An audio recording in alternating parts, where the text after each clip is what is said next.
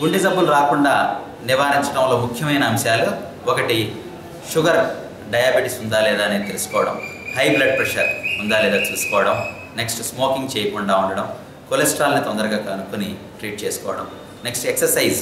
ప్రతి ఒక్కళ్ళు కూడా కనీసం ఒక 30 నిమిషాలు ఎక్సర్సైజ్, బ్రిస్క్ వాకింగ్ కానివ్వండి, జాగింగ్ కానివ్వండి, స్విమ్మింగ్ కానివ్వండి, షటిల్, టెన్నిస్ ఇటువంటి ఆటలు ఆడడం కానీ ప్రతి ఒక్కళ్ళు కూడా తప్పనిసరిగా చేయాలి.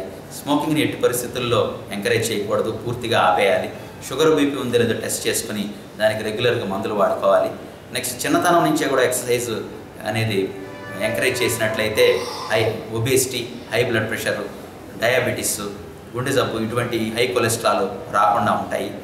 నెక్స్ట్ శారీరక శ్రమని ఈరోజు చాలా తగ్గిపోయింది. ఆ శారీరక శ్రమ పెరగాలంటే నిత్య జీవితంలో కూడా ఎక్కువ పనులు సొంతగా చేసుకోవడానికి, నడవడానికి లేదా సొంత పనులు మెకనైజేషన్ లేకుండా వెళ్ళి చేసుకోవడానికి ఇంపార్టెన్స్ ఇవ్వాలి. చిన్నతనం నుంచే పిల్లల్ని ఫిజికల్గా యాక్టివ్గా ఉండడానికి ఎంకరేజ్ చేయాలి. స్పోర్ట్స్, గేమ్స్ ఎంకరేజ్ చేయాలి. నెక్స్ట్ స్ట్రెస్ తగ్గించుకోవడానికి యోగా, మెడిటేషన్ వంటివి కూడా చేయాలి. నెక్స్ట్ గుండె జబ్బు ఒకసారి వచ్చిందని తెలిసినప్పుడు దాన్ని జీవితాంతం కొంతమందికి ట్రీట్మెంట్ అవసరం అవుతుంది. దాన్ని ఫాలో అప్ అది జాగ్రత్తగా చూసుకుని తప్పనిసరిగా కంటిన్యూగా మందులు వాడుకోవాలి. నెక్స్ట్ రొమాటిక్ హార్ట్ డిసీజ్ వాటిని స్కూల్ హెల్త్ చెకప్స్ వీటిలో కనుక్కున్నప్పుడు ట్రీట్మెంట్ చేసి పూర్తిగా నయం చేయడానికి కూడా అవకాశం ఉంది. కంజనైటల్ హార్ట్ డిసీజ్ కూడా ఎర్లీగా డయాగ్నోస్ చేయడానికి స్కూల్ హెల్త్ చెకప్స్ అని ఉపయోగపడతాయి.